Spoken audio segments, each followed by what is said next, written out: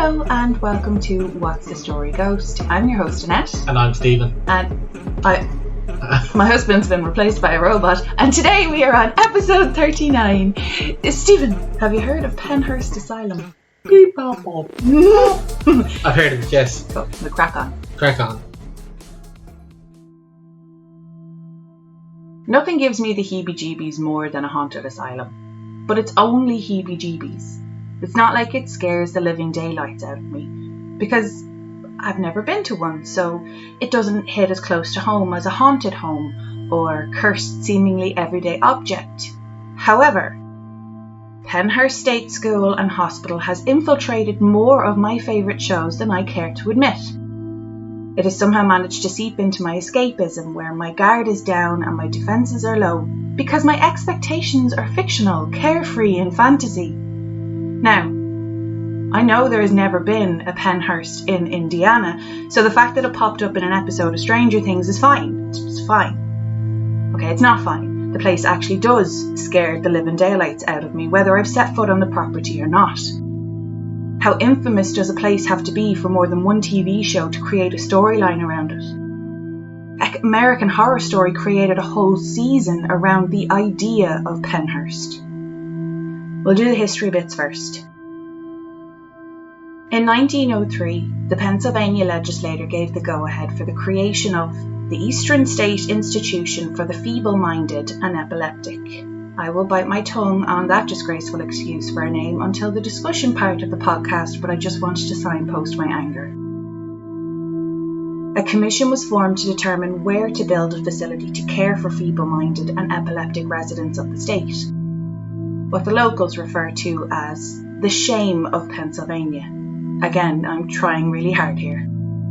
They discovered 1,146 feeble-minded persons in insane hospitals and 2,627 in almshouses, county care homes, reformatories and prisons who were in immediate need of specialised institutional care. Needless to say, these people were in the wrong facilities to begin with.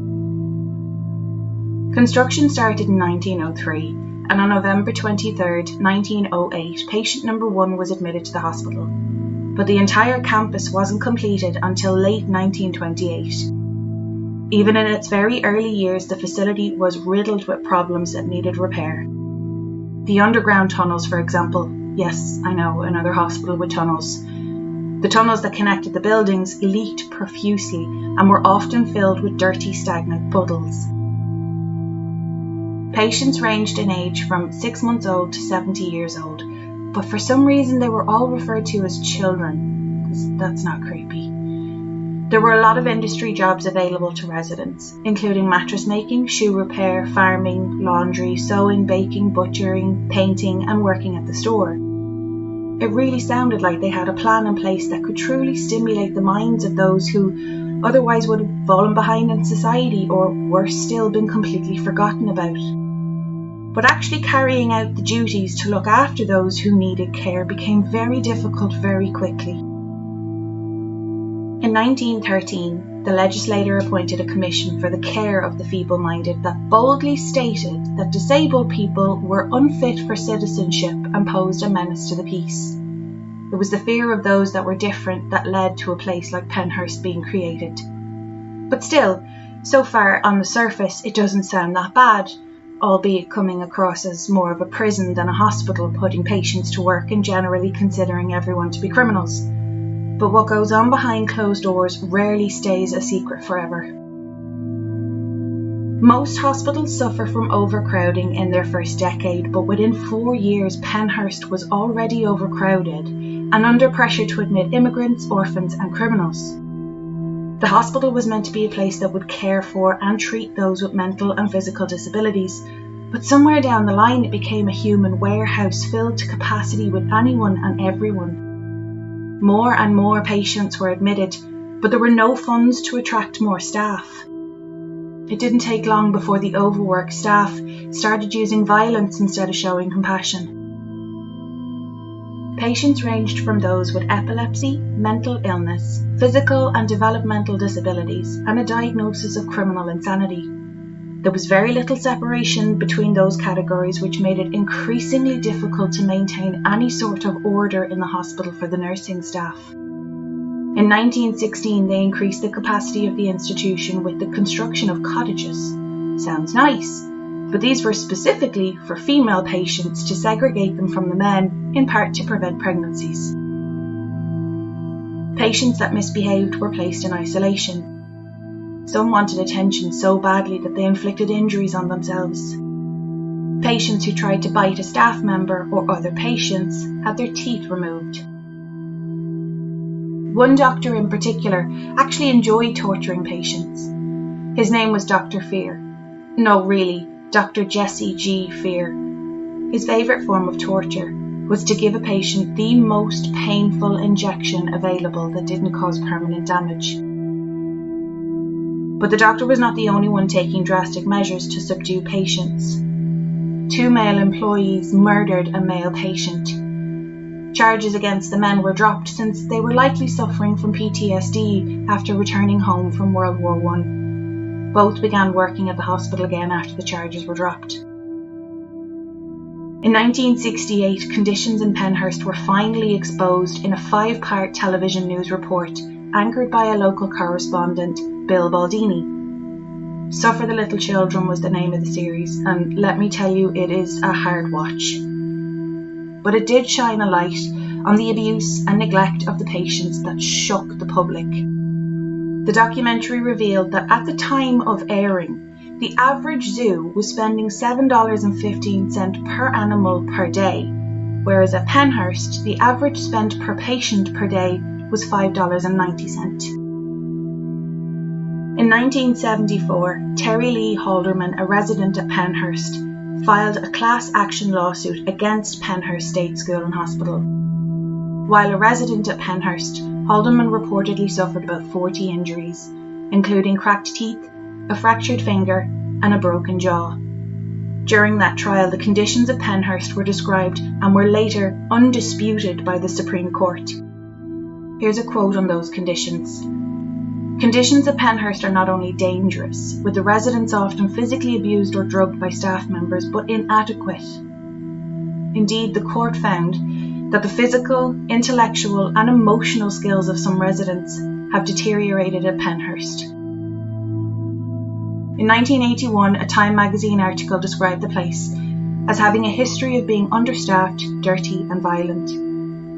In 1983, 9 employees were indicted on charges ranging from slapping and beating patients, including some in wheelchairs, to arranging for other patients to assault each other. But despite Bill Baldini's exposing the wrongdoing, the Time magazine's article describing conditions, and the 9 employees being indicted, it wasn't until 1984 when the final settlement of Pennhurst v. Halderman called for the closure of Pennhurst, and in 1987, Pennhurst State School and Hospital were officially shut down 2 decades after the truth came out.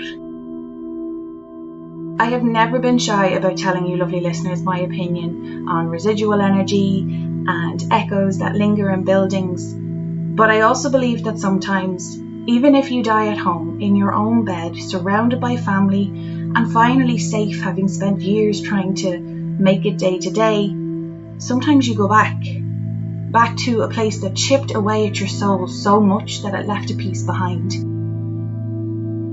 Here are some of the souls that are still stuck at Pennhurst. The King is the nickname given to a particularly unfriendly ghost. It's believed he is the ghost of a maintenance man who worked at Pennhurst during the 40s or 50s. He can be seen, heard, felt, and even smelt in the boiler room in the basement of the Mayflower building. Cigar smoke is a common scent when he appears. If you're brave enough to venture down to the boiler room, you'll see many cigarettes on the floor.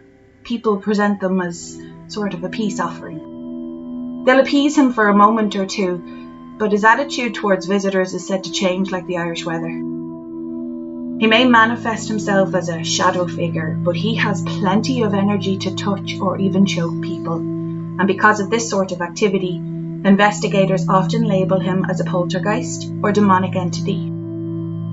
He's also said to have a really creepy laugh. Is it weird that the laugh disturbs me more than anything else? If you're lucky, he'll answer all your questions. But if he tells you to leave, you leave. Some say a female spirit is stuck in the boiler room with him. Although not much is known about her, it does seem as though she is a benevolent spirit. She tries to warn people, telling them to run. Probably when the king isn't feeling up to visitors. He seems to like female visitors, but he obviously doesn't like her because he talks right through her. The Mayflower building is not only haunted by the king. The building has 3 floors and a basement, so there are bound to be spirits we don't even know about. On entering the building, you'll see plenty of satanic symbols all over the walls. According to the guides, it was common for people to break into the facility when it was left abandoned and perform rituals, which is fine. I mean, you do you, but I think they may have left some of their portals to hell open. People who have visited the Mayflower building have described having overwhelming feelings of dread and sadness. Investigative tools such as cameras and other paranormal equipment are known to malfunction in this building. As well as the noise of slamming doors, footsteps, and the sounds of a person vomiting, there's a creepy music box music. The music seems to come from everywhere, but no one has been able to locate the music box itself. Disembodied voices telling people to go away, or saying, "I'll kill you," are regular here too. But then there are the frightened whispers of, "We're upset," and of course, "I'm scared," are frequent one-way conversations being had with no one and anyone who'll listen. Some buildings cannot be accessed simply because the construction is too dangerous, but there were investigations in the past. Shadow figures have been seen at the Quaker building, including an apparition of a girl with long black hair and long dangly arms. Not creepy at all.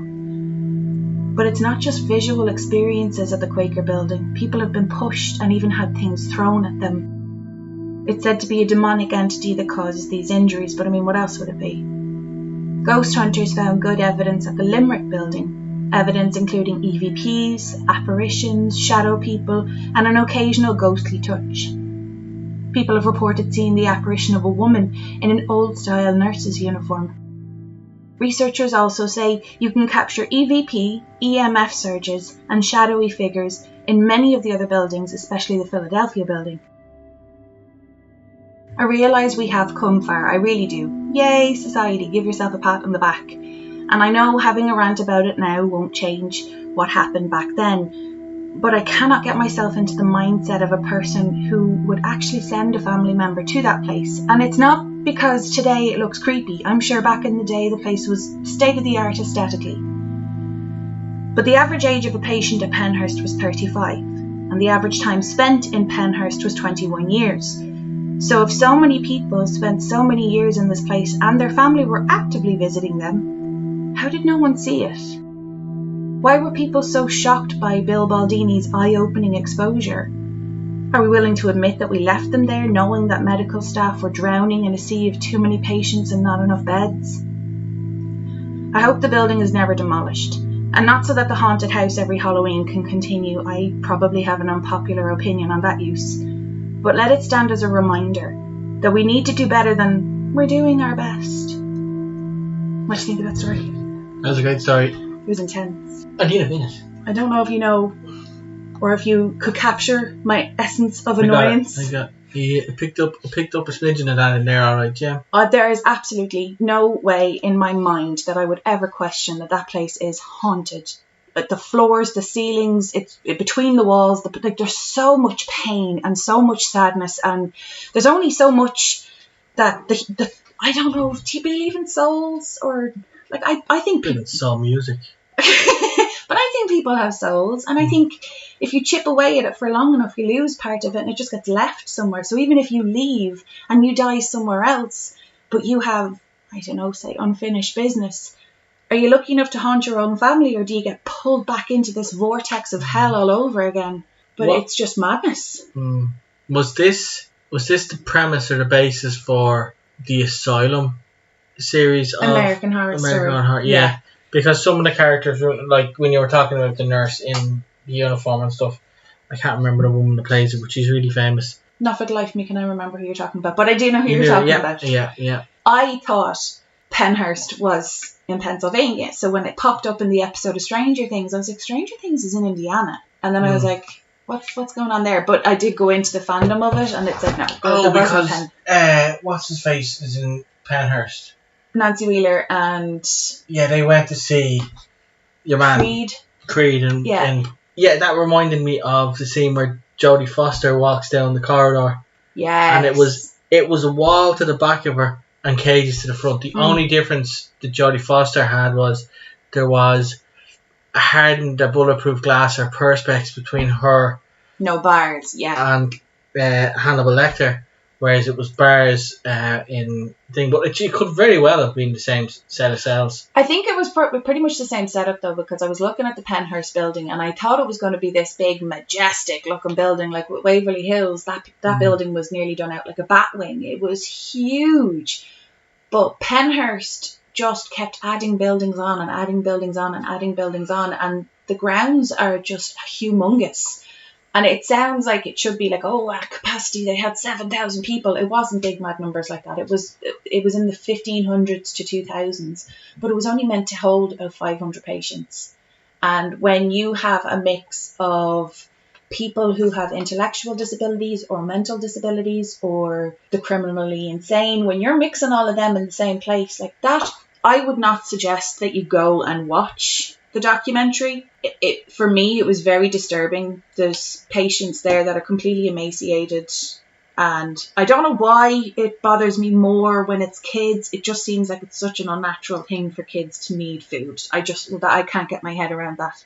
And the thought of somebody bringing in their 6-month-old baby and then not visiting regularly to notice that these things the walls are falling down around these people. Like in the 1800s and 1900s, I would be like, oh yeah, well they just kind of had this society belief that you just, and then you let you put them in a corner and you. But not in this. I know the 60s and 70s were a bit mad and stuff, but like that, these aren't up until I was born in '84. I was 87 when this place closed. Yeah. So it's a bit mad. I just find it very difficult to get my head around the idea of it. Have you got any people for me? I have a couple of people. Let's start with the long-haired girl with the dangly arms. Yeah, I thought I just breezed past her. Just a quick one there. Just took in an L, quick Miley Kunis. Yeah. Yeah. Okay. The woman that is annoying the king. No, she's benevolent. She's nice. Yeah. She's annoying the king. The king doesn't like her. Oh, but she's benevolent to living people.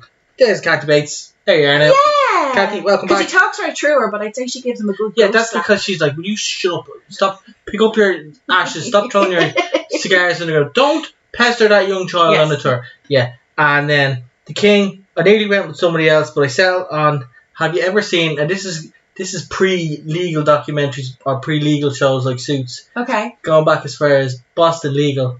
Oh, good lord. And a good old William Shatner. Yes. Smoking cigars, drinking whiskey, giving hell. Yes. Also had mad cow disease in the end. Did he? Not really, but he thought he did. Oh. There you go. That's a really good lineup. Yeah. I would definitely watch that. William Shatner, Kathy Bates, and Lily Kathy Bates giving each other socks. just like this. Sorry, that's an Irish expression. Giving it socks is like when you're like, how do you explain that in any other way other than an Irish expression? Doing something with lots of enthusiasm. Yeah, like if you're having a fight, like you're giving it socks, so the two of them are like well able to have an argument with each other. Punching ferociously at one another. Yeah, we say some of the weirdest stuff. My cousin lives over in Amsterdam, and when she came over with tea for everybody or coffee for everybody, she had a bunch of biscuits or something, and they were like, where did you get those biscuits? And she was like, they were in the press over there. And they were like, what? What's a press? And not for the life of her could she think of what the actual word was. The actual word is a press. Is it not cupboard? The rest of the world is wrong. A press is a cupboard. We like to say, you guys say airing cupboards, we say immersions. Airing press. Hot press. We call them hot press. You call them airing cupboards. Would you like to know the rabbit hole I fell down this week? Do you know the way sometimes when you watch a movie and you're like, this is based in such and such, but I'm pretty sure that's Vancouver? Yeah. So I was trying to look up all the places that Pennhurst has infiltrated my favourite movies, and I only ended up with 2 before I fell down this rabbit hole. I don't know how, but I ended up on bustle.com, and I was looking at their 19 films that were panned when they first came out. I don't have 19 of them, I only have a few of them. But these are movies that actually flopped when they first came out. Okay, yeah, the first one I actually know that story. So the classic, It's a Wonderful Life. Yeah. Tiny little inside bit here. My brother is named after George Bailey. Mm-hmm. We were obsessed with that movie. But apparently it didn't gain popularity until, now get this right, due to a clerical error, it fell into the public domain. So TV stations didn't have to pay distributor fees when they played it. Yeah. And then out of nowhere, it was this big, absolute, massive hit. It was lukewarmly received and it flopped in the box office. And now it's, I can't not watch It's a Wonderful Life at Christmas time. The next one there is Godzilla. Apparently it confused American audiences and upset Chinese critics. Now, there have been, I read there, I didn't realise there were so many, there have been 30 sequels to that movie. How infamous. 30 sequels? 30 different types of movies. Who does he think he is? The Fast and the Furious? Groundhog Day, Stephen. Groundhog Day flopped. Sorry. No, I was doing the thing you just did again. I know. Groundhog Day flopped. The Washington Post called it mediocre, saying Groundhog Day will never be designated as a national film treasure. I'm like, do you know what? You can shove your Washington Post. I love that movie. Listen, and I'm Washington Post, you can leave Bill Murray alone now. I'm the type of person that if I see Bill Murray in Ghostbusters for the first time ever, I find it very difficult to picture someone playing a different character. Mm-hmm. But this was literally like Bill Murray in Ghostbusters decided to be an anchorman because, you know, they've saved the whole of New York from all the ghosts and there was no more ghosts left. The Shining, Stephen. The Shining flopped. Yeah. Flopped. I didn't realise what Razzies were until today. They used to be called something else, but they're basically the complete opposite of what you want. It got 2 Razzie nominations the first year the awards were like existed. the Wooden Spoon Awards? What? Do you know the Wooden Spoon? That sounds like an Irish thing that you make up when there's a blackout. No, it's like, it's basically last place. And it's... Wooden Spoon? I've never heard that before. Oh, my dad used to come home with them all the time from football matches. The next one there is The Wizard of Oz. The New Republic said, as for the light touch of fantasy, it weighs like a pound of fruitcake soaking wet. And then the New Yorker labelled it a stinkeroo. Oh. A stinkeroo. There was a few, like Alien. Alien flopped. That's basically a cult classic though. Yeah, now. But that's what I'm trying to say is all of the stinkeroos, all of the now cult classics were initially stinkeroos. Yeah, pretty much. That was an interesting rabbit hole. It was very weird because there's been so many movies that I've watched where I'm kind of like, why would you record it somewhere else? And then I'm like, okay, because Vancouver is amazing. Mm-hmm. But that's everything that I have. We finish up there? Yep. Perfect. So thank you so much for listening to today's episode. If you have any questions regarding this episode or any other episode, please feel free to dim us. Is that can make that a thing, right? Yeah. DM us on our Instagram, or even if you just want to have a quick chat with us. Like, we're really lovely people. You should come and talk to us. And that's nice. If you have any personal stories of your own or any recommendations, please send them to our email. It's whatsthestoryghost@gmail.com. And those are all my words. Thanks, jingle.